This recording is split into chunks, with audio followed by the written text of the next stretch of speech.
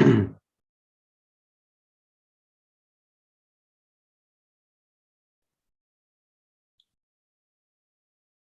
start with the prayers.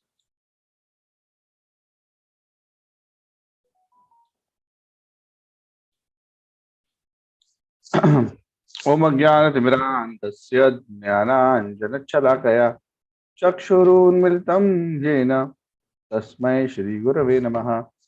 Sri Chaitanya Manobhishtam Sthapitam Yena Bhutale Swayam Rupaha Kadamayam Dadati Swapadantikam Vandeham Shri Guroho Shri Yuta Padakamalam Shri Gurun Vaishnavamscha Shri Rupam Sagarjatam Sahagana Raghunathanvitam Tam Sajivam Sadvaitam Savadutam Parijana Sahitam Krishna Chaitanya Devam Shri Radha Krishna Padan Sahagana Lalita Shri Vishakhanvitam He Krishna Karuna Sindhu Dinabandhu Jagatpate Gopesha Gopika Kanta Radha Kanta Namaste Tatta Kanchana Gaurangi Radhe Vrindavaneshwari Vrishabhanu Sute Devi Pranamami Haripriye Panchakalpatarubhyascha Kripa Sindhubhya eva cha Patitanam Pavanebhyo Vaishnavebhyo Namo Namaha Jai Shri Krishna Chaitanya Prabhu Nityananda Shri Advaita Gadadhara Srivasadi Gaur Bhakti Vrinda Hare Krishna Krishna Krishna Hare Hare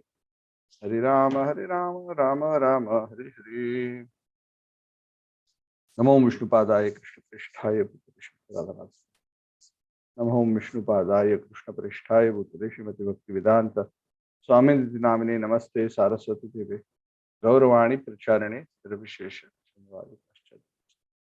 Samkurdivachalam Pangam Nangayate Girim Yat Kripata Mahamande Shri Gurum Dintaranam Paramananda Madhavam Shri Chaitanya Ishwaram Yom Hare Krishna. So thank you all for joining for the Sadhana Sadachar topic. So let's get straight into it. I want to start with sharing the screen so we can continue reading. I hope you all have the Vaishnava etiquette manual handy, or you can refer to the screen if it is easily readable. Of course, I always encourage devotees keep a printed copy. At one time in our temple, at least in Mumbai and in a few other temples also, the printed booklet was available. But this booklet is not very big, so you can easily go to a print shop, get the whole document printed, and get it spiral bound or something. Not be much. It's a very good handy reference copy.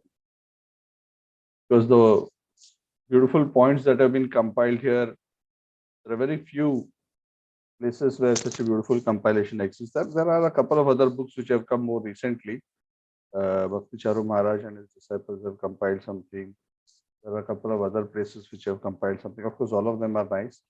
But I think this particular book was the forerunner in the sense that I believe that this was probably the first. I'm not very sure. Probably the first because I did not come across.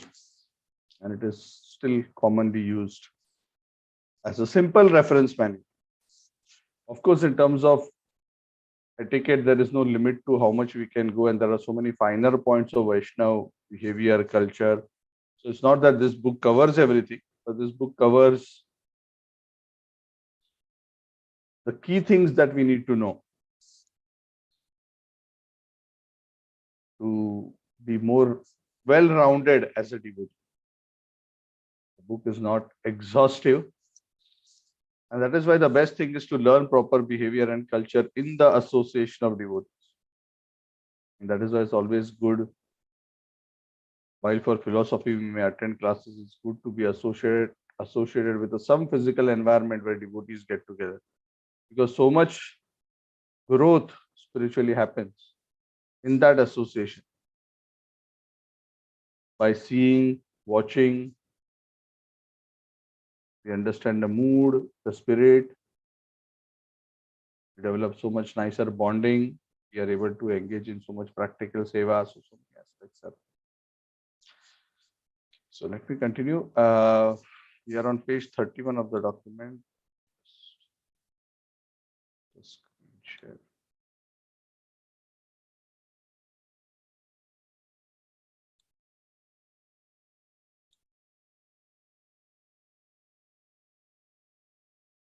Okay, let me know when you can see it.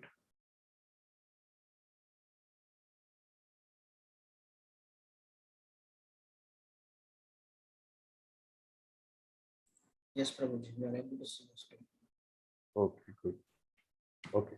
So I believe, and I'm just trying to recollect exactly which page we stopped, but I think we were in the middle of discussing about the section on preaching. And I believe we did not complete it. We left it midway unless somebody wants to correct me. I thought we completed up to the previous page and we stopped at this point. Does anyone have a different understanding? No, Prabhuji, I think you are correct. Okay, good. Okay, fine. Okay, so we are discussing about preaching. So here, when we talk about preaching, and we discussed this in great detail earlier, preaching is about how to help others become more Krishna conscious. Of course, preaching is not just about giving a class. Preaching is about performing the service of helping someone make spiritual advance. And that helping could be by giving class, the helping could be by individual counseling, and so many other ways. And even by sometimes, not even by speaking, but by just being an inspiring, wonderful example of devotional service. So preaching is a much more wider topic, and we discussed about that briefly the last time. So I just want to continue quickly this section. So we're on point number 10. So while preaching, it is important that one is truthful according to time, place, and circumstances. Our goal is to make people Krishna conscious, and we should preach keeping this in mind and do what is needful. What this means is, in very simple words, that yes, one must be truthful, but the message of the Lord must be presented in a way, in a place, to a particular group of people based on how they can best appreciate the message and make a positive transformation in their life. And that is why in different cultures, in different countries, sometimes when we speak, we present the message in a slightly different word, with slightly different words, or with a slightly different language, so that those who listen to it can best appreciate it. So a mature preacher is a person who knows how to present the message in such a way that it will not be rejected. So that is this. At any point in time, as I'm reading, as usual, if you have any question, you can just raise your hand and then I will take a pause. Otherwise, I will just continue as we progress. One should have a balanced approach while preaching. A preacher will always understand the need of the devotees in different categories. So this is an extension of what we discussed earlier. So when we are preaching, it is not just a download. I have read this, I have understood this, and now my duty is to just smash this into the head of this devotee. I'm going to download all the things and tell all the far out, very, very difficult things in Krishna consciousness to show how much I know. So that is not the purpose. We have to understand what is the need, and according to that, one has to preach. And as a part of the need that different devotees have, there is also a need for various kinds of devotees within the community of devotees to preach. So that's why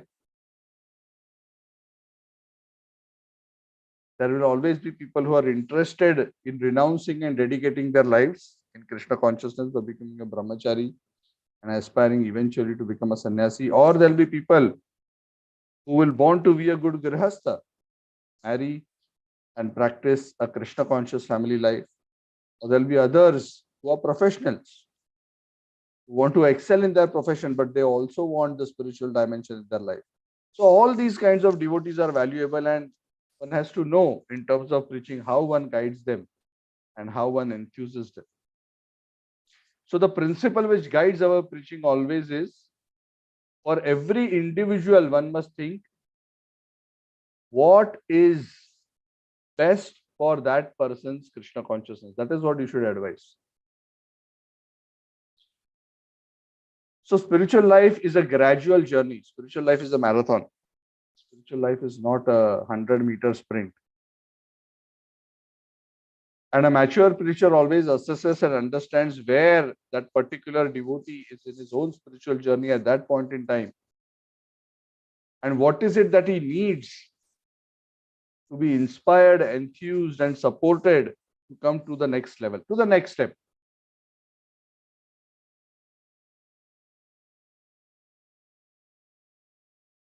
So he helps him to overcome his shortcomings. He guides him and inspires him to learn whatever is necessary to come to the next steps, and so on and so forth, gradually come upwards.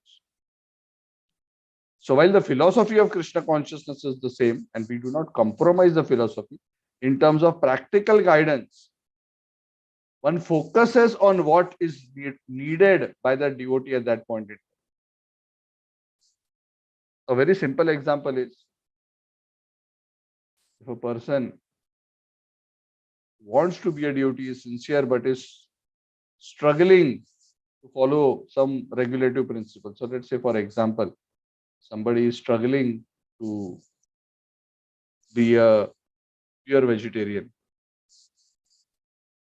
and is eating meat every day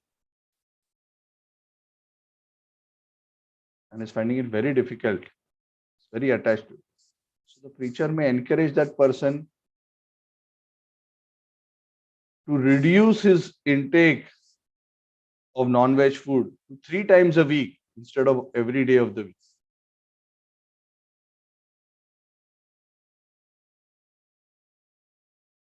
So that is also a progressive step in the path of giving up things which are undesirable and accepting things which are favorable. That's also progress. Then gradually it may come from 3 days to 2 days to 1 day, once in a month, to eventually being able to be a vegetarian all the time. So as long as there is progress, and I'm just giving an example of a regulative principle, the example can also be with respect to the practice of the principles of Krishna consciousness. One may not be able to start chanting 16 rounds immediately. Hardly anybody has started chanting 16 rounds immediately. There are a few devotees, literally when they were told you need to chant Hare Krishna, they asked how many rounds. They said devotees chant 16. They said, okay, we'll chant 16. And they started chanting 16 from that day onwards. So there are some rare cases, but generally that's not what we do. It will be overwhelming for an individual to span that gap from 0 to 16 and remain steady, because what we want is advancement should be a steady progress and not just an excited jump one day. It's like, if you have never gone to the gym and you suddenly go for 2 hours and do all the machines, your body will be so sore that you will not go to the gym for the next 1 month. So one wants to gradually build one's spiritual strength also, so that one can actually be consistent. One spiritual practice should be nitya. Nitya means every day, regularly. So whatever is best to encourage the person to come up, that is what we should advise. So in such cases, it is not that we are telling them it is okay to eat meat. We are telling them it's okay to gradually increase to a higher standard. That is the point. The other point, which is point 13, is that one must appreciate that even within the community of devotees, one needs all kinds of devotees, all the ashrams, brahmacharis, grihasthas, vanaprasthas, sannyasis, and all these ashrams play their own role within a spiritual community.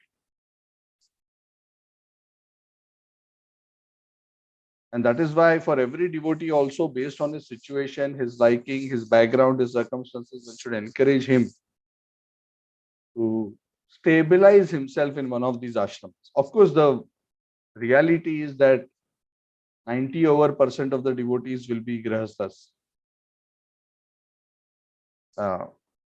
Not many go through the brahmachari ashram in the formal sense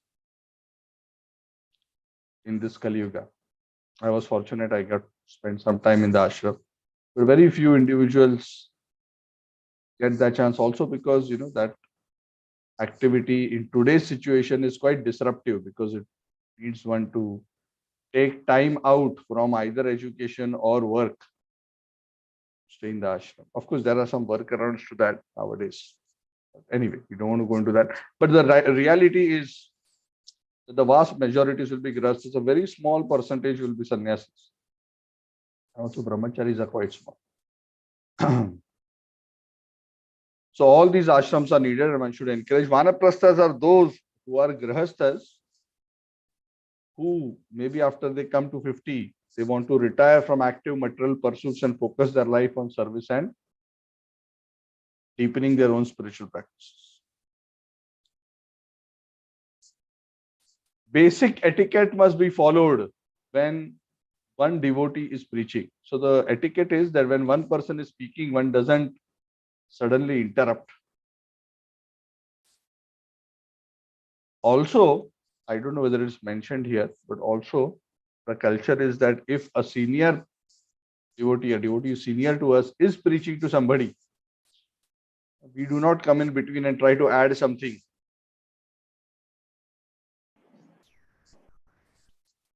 additional to advice. So one doesn't go, Prabhu should have told this. Now I want to tell this point. So, that is considered a breach of etiquette. One doesn't try to show that one is smarter or more knowledgeable than one senior. So one should resist the temptation of trying to supersede one's superiors.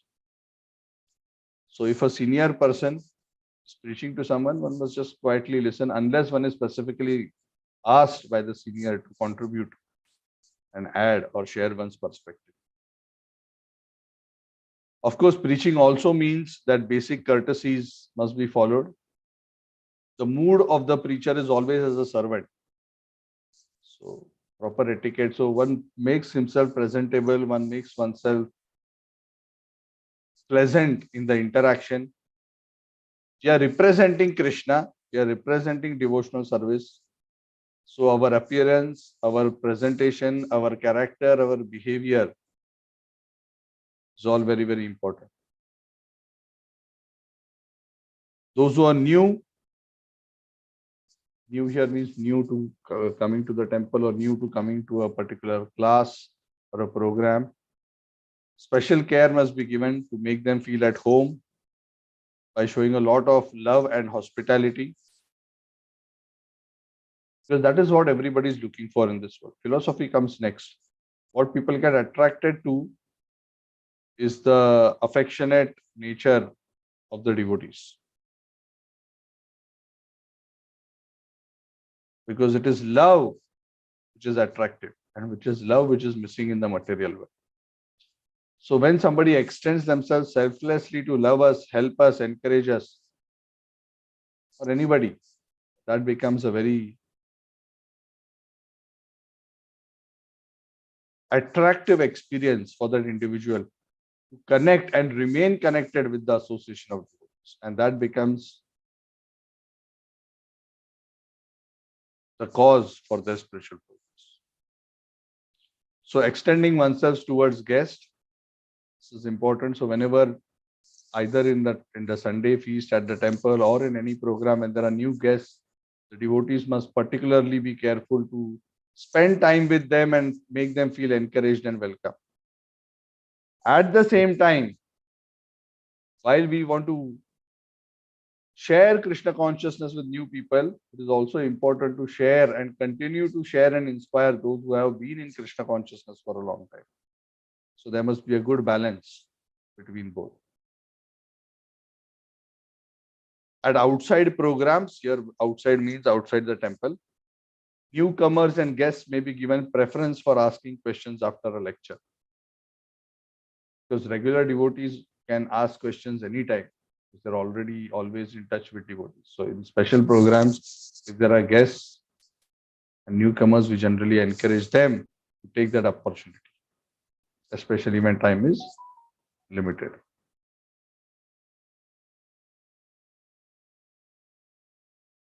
I'm not reading each and every word. I'm going through some of the key things.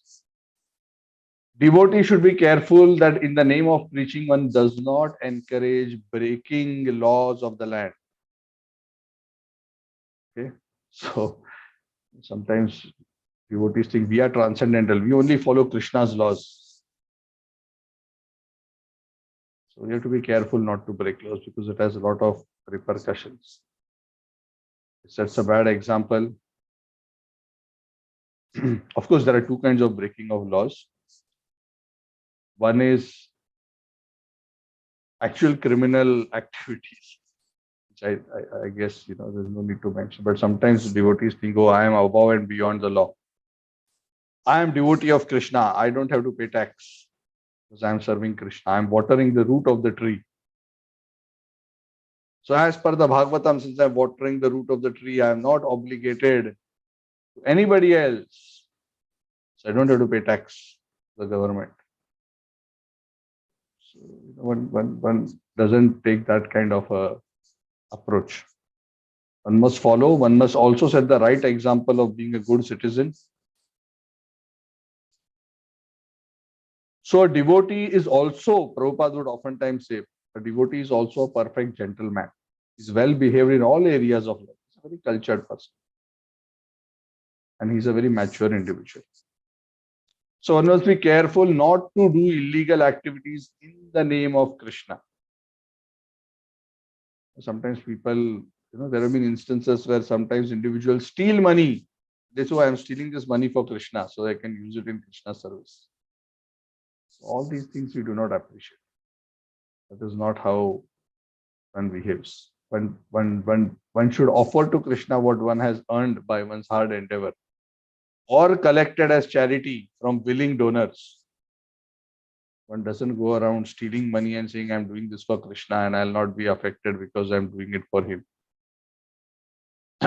So these kind of activities actually end up harming us and harming the reputation of devotion, devotional service, the society, that devotees are people of low character and unethical. So it should not do that. So while we are, of course, dedicated to Krishna consciousness and we understand that Krishna consciousness is the highest expression of spirituality, that bhakti is topmost, at the same time, we understand we are not sectarian. There are so many religious processes and paths. There may be impersonalists, there may be Smartha Brahmins, there may be Christians, Muslims, Buddhists, and so many others who are following their own paths. And also some others who are following Vaishnava paths, but in a different way. So while we follow the path that is coming from our Guru Parampara, and we are convinced that that is the highest expression, still we respect all the various paths as different revelations by the Lord and his messengers for different levels of people. Sometimes truth is revealed to a lower extent in certain paramparas or certain sects, so that the people who are ready only for that partial truth can at least take to that part of the truth and make some progress. So one respects, one is not judgmental or critical.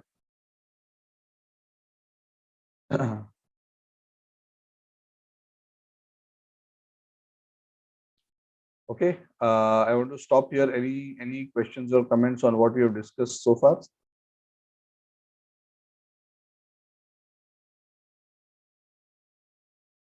Okay. In that case, I don't want to enter into this section. I will go. This we can do next time. Prasadam, please remember. If I forget, that we will continue from Prasadam.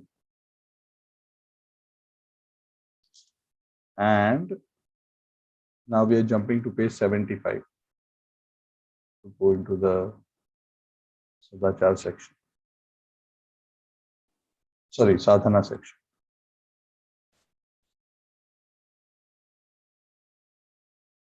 We have discussed most of this. Chanting, 4 regulative principles,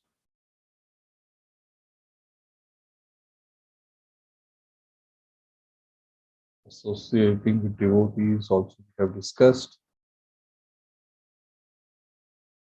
Okay, I believe The next section is D, avoiding non-devotees. Am I right? Yes. Anybody remembers? This is how I remember it. If nobody remembers, then my remembrance is correct. Of course, no harm if there is any repetition. So there are two aspects of Sanga. Sanga means association.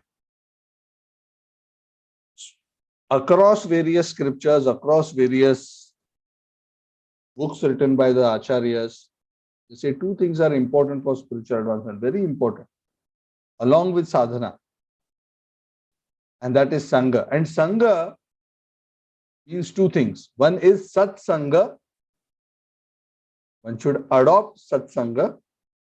And one should avoid Asat Sanga. Avoid Asat Sanga. Asat Sanga Tyag Ei Vaishnava Achar. Chaitanya Charitamrita is said, giving up bad association is the characteristic of proper devotee behavior.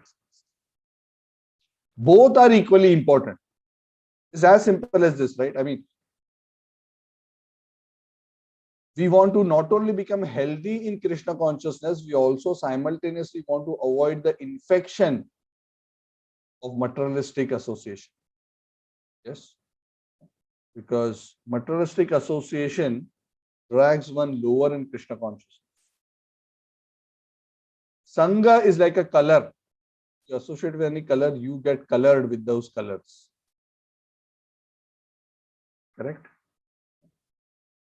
So you cannot be in materialistic association and not be impacted by it, because materialistic association will generally most of the times be in Rajogun and Tamogun, and one will inevitably be dragged lower in one's consciousness. In fact, if we associate closely with any person, we actually connect with their heart, and whatever is the attachments in their heart, they affect us. This is a very important principle. This is true in a spiritual way also. If we associate very closely with those devotees who have attachment to Krishna, we share our heart with them, we become positively influenced by their heart. This is also true. That is why one should hear from advanced devotees. Because when an advanced devotee gives katha, he is not just sharing information, he is sharing his heart. We get to associate with their heart by attentively and submissively listening to them. So similarly, if we attentively and submissively listen and associate and share our heart with materialistic people, asat sanga, then that will have a similar effect in the opposite direction. So that is why to maintain a vibrant spiritual life, one must be careful to avoid materialistic association. And that is equally important. That is why oftentimes devotees, they come to temple on Sundays or they attend a class, they feel so enthused. Yes, I'm feeling so devotionally inspired. They feel that, they are so enthused that they are ready to go back to Godhead now. I'm feeling totally detached from material energy and I'm feeling so enthused to serve Krishna. The next day they go to work. They sit down with their friends over lunch and gossip over hundreds of other things. Then they'll suddenly find at the end of Monday their devotional charge from 100% has gone to 80%. Next day it has gone from 80 to 60, 60 to 40, 40 to 20. And by the time the next Sunday comes, they're totally discharged spiritually. They're feeling so weak. Why? Because they have not taken care to not allow materialistic association to sap their spiritual enthusiasm. And that is why one should minimize association with non-devotees. As such, association contaminates our consciousness. Of course, this doesn't mean that one doesn't perform one's day-to-day interactions. Of course, one has to continue to do day-to-day interaction. You cannot say, oh, I'll not get into this train because this train doesn't have devotees. Otherwise, I have to associate with materialistic people. Association is not just about physical proximity. Association is about what we sit down and discuss. It's about what we share our heart on. That is what actually causes the exchange of one's qualities. So yes, normal day-to-day interactions, whether in a professional setting or in a social setting, whatever is necessary, that one does. That is not considered as a contaminating association. You go to a shopping mall and you go to the grocery and talk to the grocer and buy some things and pack something, go to the counter and pay your bills and say whatever needs to be said in that context, that is not considered a satsang. So we don't have to run away from the world. We can very much do our profession, our necessary social interaction. But if we are spending time trying to find joy in the association of those who find joy in sense enjoyment and who are averse to spiritual advancement, then by trying to find joy in that association, we actually degrade our own consciousness. So yes, one must still interact and show proper etiquette and proper behavior in one's interaction with in one's place of work, one's business duties, one's social obligation, relatives, neighbor, colleagues. Please do not tell them on their face, you are a non-devotee, that's why I don't want to associate with you. Don't take a condescending position. Be very gentle. Yes, you can do all your things, but if the friends or colleagues at work are saying, oh, today, Friday evening, we are all going to go to the bar and have alcohol and enjoy and chit chat. Let's go. Then you can excuse yourself. I have my Bhagavad Gita class, so I am going there. Or I'm sorry, but I don't enjoy this kind of activities.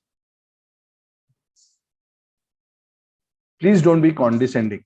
Condescending means you all are sinful. You are all asat sanga. That's why I don't want to associate with all of you. You are demons. I am devotee. Actually, some individuals have done those kind of conversations. That doesn't show. A devotee doesn't try to place himself at a higher position and demean others.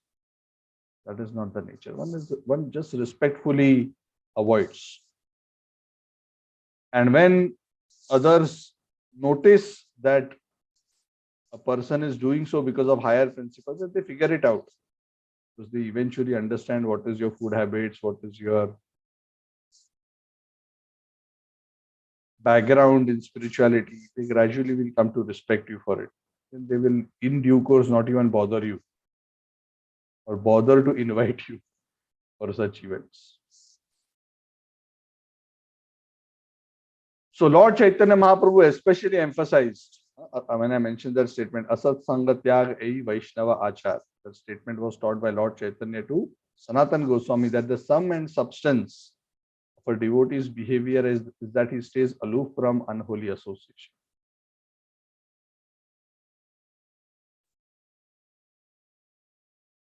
So maybe in the initial stages of Krishna consciousness, one may have to make an effort to stay away from materialistic association. But as a person makes spiritual progress and develops genuine taste for devotee association in due course, and not too far also, but within, sometimes even very soon after coming into Krishna consciousness, a devotee starts by himself not enjoying or feeling repelled by materialistic association.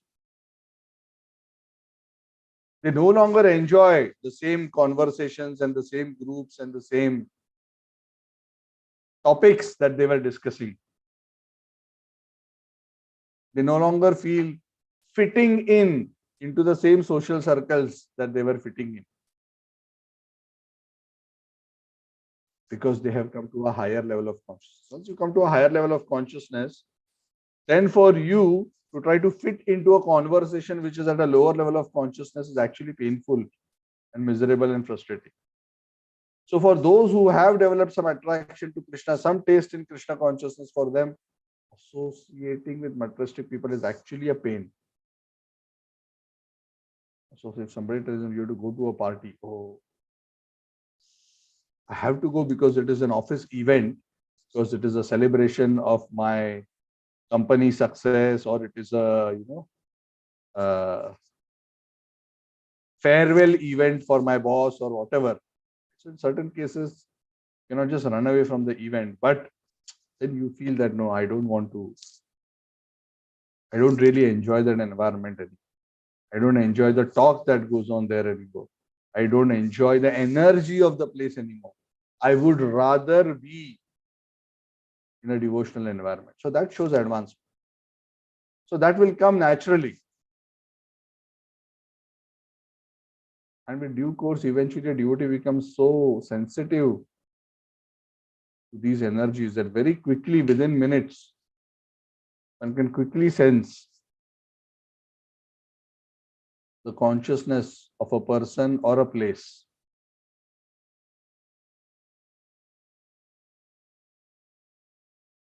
So that is also not difficult.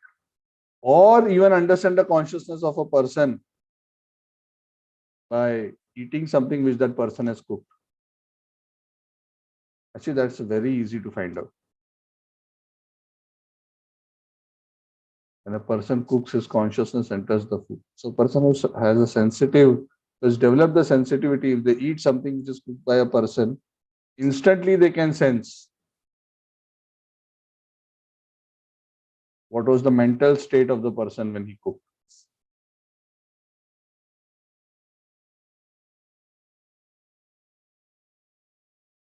So there are two kinds of unholy association, and this is Lord Chaitanya mentions this.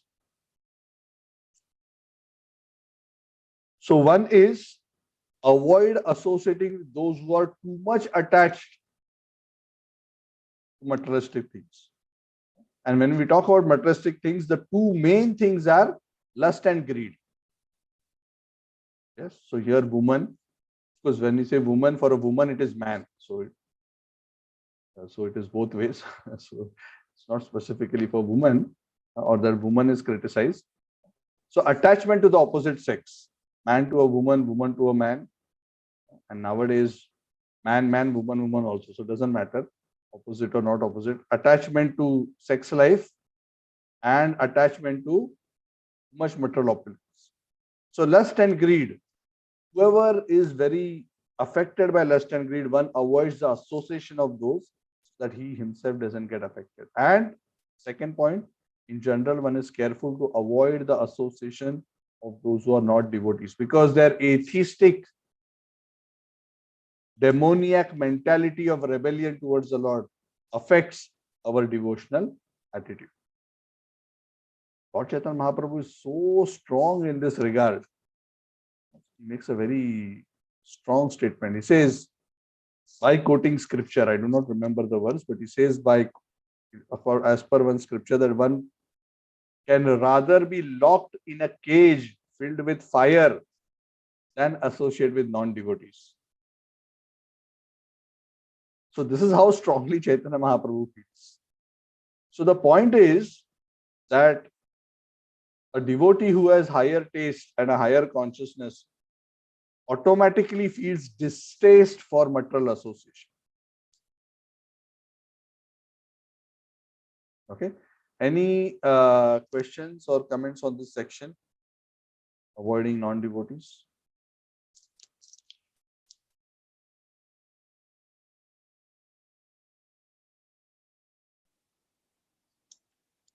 Hare Krishna Prabhu. Yes, Sundar. Just to add one or 2 points when you Yeah. okay, when we are talking about association of non-devotees and so on, I think once you are really sincere in your endeavor, once even your close friends know that you are beginning to kind of be, what is that, serious in your Krishna conscious endeavor, many a times they themselves wouldn't invite you for many of their functions, because one is that uh, you wouldn't be able to kind of fit into to their clique. So I think just to share some of my experience, I think there will be a time that even you want to go, so I mean you might not be invited. So I think it's an arrangement of the Lord in a way that you won't get invited to such kind of functions. Just to share one point. And also when and the other point is that when we're talking about okay, if our what is that fa- family members, if they are even non-devotees and all, sometimes they will take the trouble, example, to let's say what is that prepare for us something without onion and garlic. They are using a, a, what is pot which is clean and so on. So I think I'm not sure. I kind of heard it from, I don't know, Panu Maharaj or something, saying that if you are eating outside food, if example somebody who's going to cook for you, when they are cooking, they are thinking that you are a Krishna devotee, so you should at least, for the what is that, love and affection, you should at least what is that honor some of the food which they have prepared, rather than outrighting outright telling them, no, I can't eat in your house and all that. These are Hmm. two of the points. I think as you already told, Krishna consciousness is a journey. So while you are in this journey, these are some of the finer things that one will definitely go through. And it Yeah. is very important to be, what is that, focused. Otherwise it's going to be very, very challenging for you. I just wanted to share these 2 points. Thank you. Yeah. Yeah. Thank you, Prabhu. Yeah. So, yeah, it is true that over time, as one's devotional identity becomes understood, eventually people develop respect. Sometimes we are too worried what people will think, what our friends will think, what our relatives will think, if I'm not doing this, if I'm not doing that. But please rest assured, this is the consistent experience of all devotees that when we remain respectfully firm, which means we should not try to criticize them for their whatever they are doing, but if we just maintain our principles strongly, the others will definitely respect, and they do respect, whether they state that or not. In their heart, they know that you are following a higher standard of uh, morality from their perspective, morality. Yeah. So, of course, yes, and especially when they know of you as a devotee or as a preacher. For example, if I, as a teacher of Bhagavad Gita, if I happen to go to a party and there are people whom I know and they know that I am a devotee and a preacher, if they are sitting and drinking alcohol, they will feel uncomfortable to do that in front of me. Of course, I would not be comfortable to be there, but even if I am there, I remember at one time I had visited somebody's house and uh, all the men who had gathered in a particular room were sitting together and they were having drinks as the ladies were gossiping. So I came into the that particular program. This was in my condominium, and I came in and I said, "Where are the men? All the men?" And then the lady said, "Oh, all the men are in that room." So I said, "Okay, maybe I should just go because then I cannot obviously sit with the ladies." So, and it was, I don't know, it was the event was some festival, some Hindu festival. I do not remember what exactly. And that's why I had gone because I expected it to be something different. I mean, I didn't expect it to be. So I went into that other room. It was jam packed with men, most of them my age, and I know almost all of them because they stay in the same condominium. They're all sitting together, and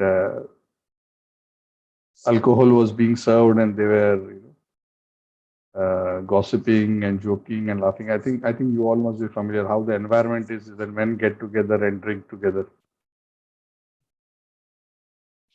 So as soon as I entered into that room, they all became so conscious because they all know me as the Bhagavad Gita teacher. They all became so conscious. You know. So they became more concerned than me. But they couldn't tell me, please go. And I also didn't want to make it very rude to them on their face that, what is this? I mean, I didn't know that this is what they were doing. Otherwise, I wouldn't have entered the room. So they all became very conscious. I realized I spoiled all their fun. Why am I entering that? But that was good. So the point was, why I'm saying this is became very conscious that a devotee is present. Right? Of course, they didn't say anything to me. Of course, they didn't offer that to me. I think one of them just said, Prabhuji, I think this may not be very something to that effect that it is that you don't mind or something like that. I just don't know. I mean, it's okay. You all can carry on whatever you want to do. I will excuse myself. Then, of course, I didn't sit down. I mean, I wouldn't sit down in such an environment. So I was respectful. I didn't criticize them or something. And they were as relieved as I was when I left the room. I was also relieved. They were also relieved. So that's okay. So what I'm saying is that even my friends in various other circles, they know when to invite me and when to not invite me. So I will only usually go for events which are official events which require presence. And there also I'm careful to not indulge in useless conversations and nonsense.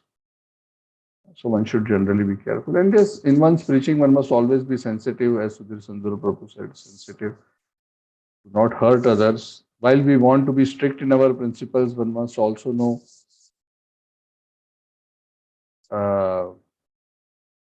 how to be tactful in such a way that one doesn't hurt others. So all those things also one must be a bit sensitive. Thank you, Prabhu. Anybody wants to ask anything else or share anything else?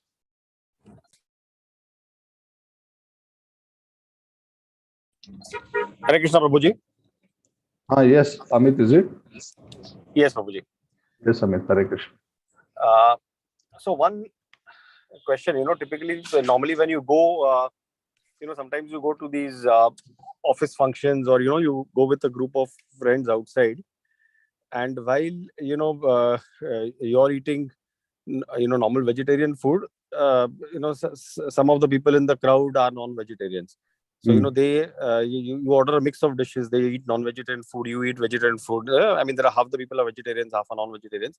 And then when the bill comes, typically in a group, the bill is shared equally by everybody. So, I mean, in effect, you have contributed to, their eating the non-vegetarian food. Is that correct? Yes, that is correct. So that is in a way sinful, right? Because I mean, you normally typically in such events, Yes. you do not segregate the bill between vegetarians and non-vegetarians. So in effect, that should be avoided, right? Yes. So that is why for social settings, we avoid all these kind of events. Yeah. There may be certain situations which are very office-like, right? Of course, nowadays the culture in office, unless of course if it's an office formal event, it's usually budgeted and paid by the company itself. But usually the culture nowadays in a professional setting, I know you're talking more probably from a social friendly setting, but typically the culture, at least this is my observation, is when at one time people would split the bill equally, yeah, and then of course this element would come. But nowadays people just pay for what they have eaten for themselves, yeah, and this is becoming increasingly the culture. So even while one person may pay the bill upfront, yeah, then everybody else is okay. This is what I ate, so this part of the bill is mine, so I'll pay this. This is my observation that this is becoming increasingly the culture, and the reason why is different people. Sometimes some people want to eat a simple salad.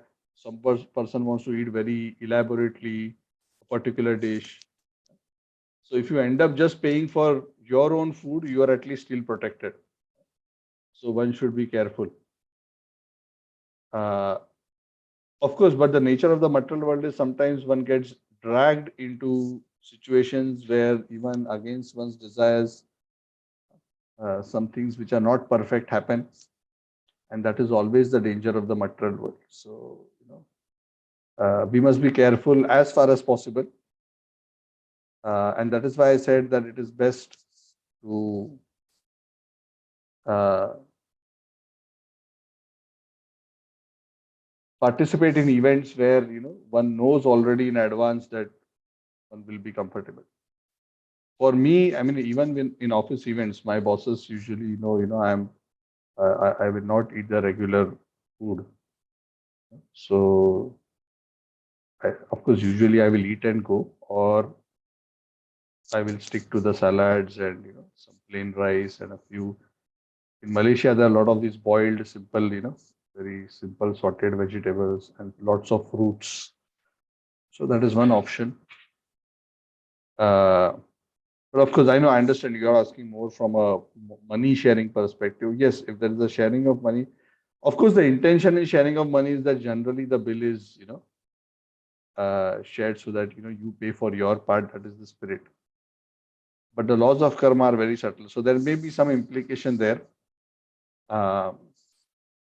So, best to be careful. And of course, also we try to avoid eating from places where the food may also be contaminated. So that is also one has to be careful. And that is why generally we say that if you are going to a office setting, then you have to ensure that eat something which is not mixed with the rest of the cooking. So best is the general advice is best is to stick with the salads and the fruits. Otherwise, I mean, to enjoy food, there is nothing better than Krishna Prasad. In fact, the varieties of Krishna Prasad are so many. So Thank you, Babaji. so we generally recommend to devotees that when they go for such events, better that they eat something and go, so that they don't feel too tempted by other things. That is the general advice. Yeah. Thank you, Babaji. Thank you, Amit. Anything else? Hare Krishna Prabhu, just to share Yeah. another perspective. Hmm. You see, sometimes in what some of the offices, they will collect these monthly funds and all. Hmm. So everybody have to contribute. Hmm. So at times, if I kind of know what my funds is going to be used for, I will inform them. My funds you can only use to buy fruits. So, but sometimes it's very, very challenging because they will go and collect every month. So if I know, then I can specifically tell my funds, okay, I'm going to give XX amount.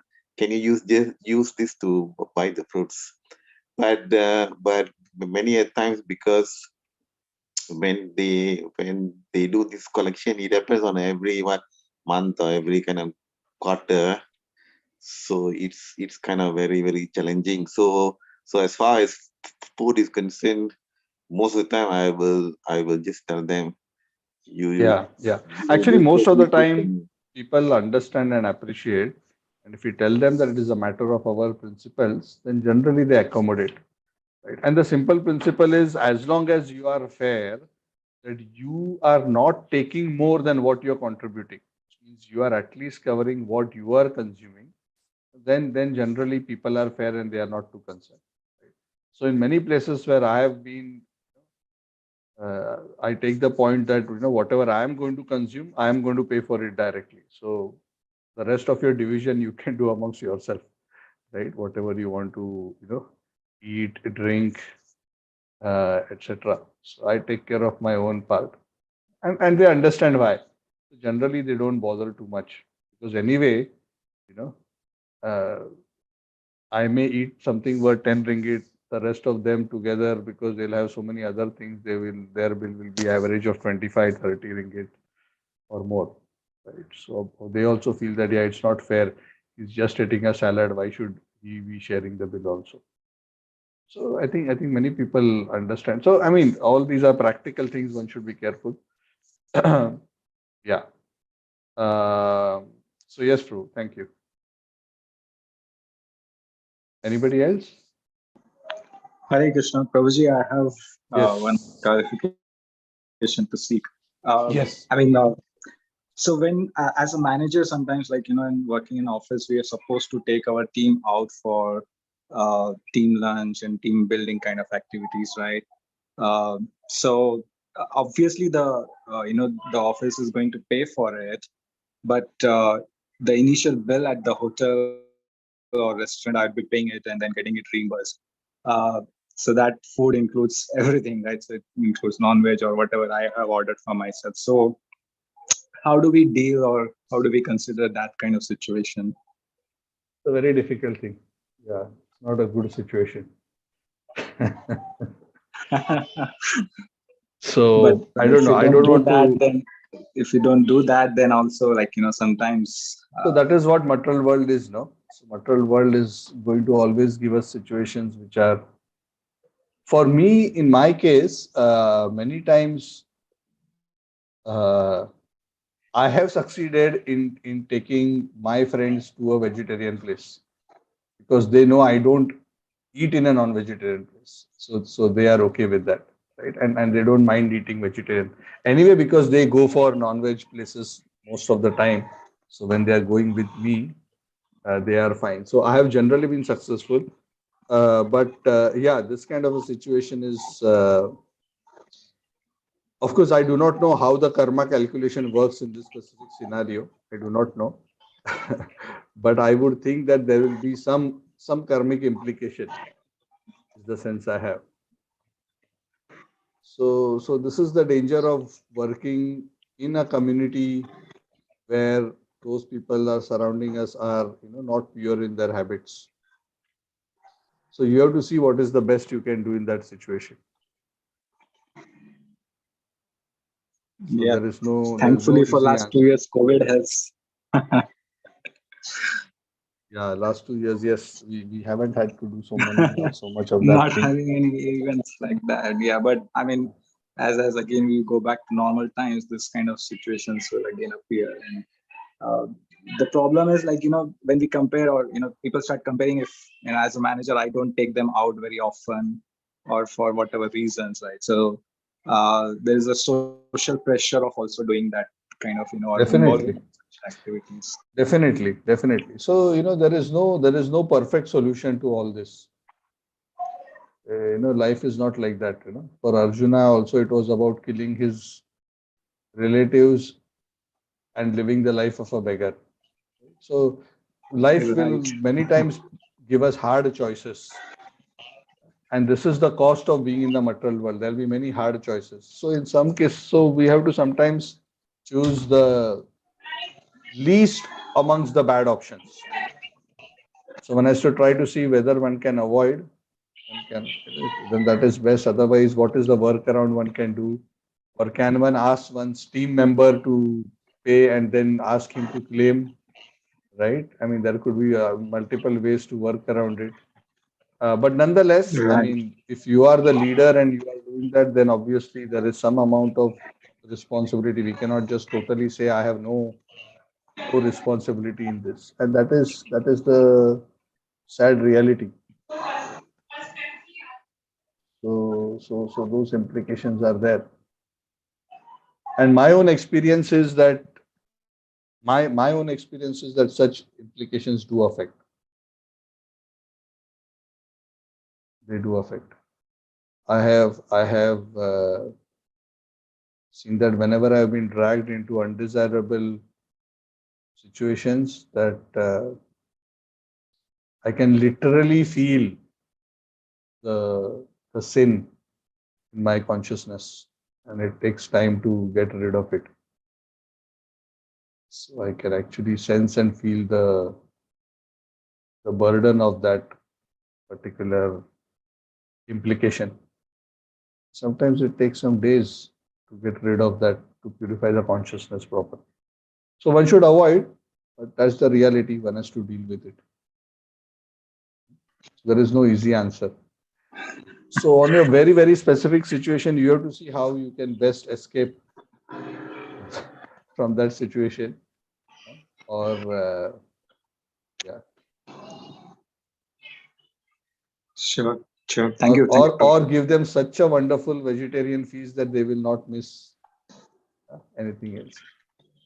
Actually, many people don't see. Of course, if you are with a crowd which is predominantly Malays, then you will have a challenge, because that will be, But my experience, because most of the times the people I was working with were Indian and Chinese, and many Chinese do not mind even going to a Chinese vegetarian place, because at least in Malaysia we have the the soya options, Yeah. right? Yeah, so they don't really feel that they are totally missing, because for them, the soya kind of becomes like a mock thing. So they don't mind it so much. But I've rarely seen any Malays enjoying, a Chinese vegetarian meal. So that may be a bit different. So it depends on your environment also. But I haven't found it Yeah, very that's the difficult. problem. No, see, also 50% of my team is actually Malay, so that's kind of one challenge. yeah. So that could be a challenge also. Yeah. Or you try to come up with some other different kinds of activities rather than a meal. So you have to see how you can encourage and give them a reward, maybe of a different type, rather than giving them a reward of a lunch. Uh, it could be something else. I mean, if you just want to make them happy, you could even give them vouchers, or you can, uh, uh, have some kind of a snack party within the office premises, where you just order some, some snacks and some drinks meaning just regular drinks. So you can think of how you can, incentivize and encourage staff without, in a slightly different way. So you have to be a bit innovative in that regard.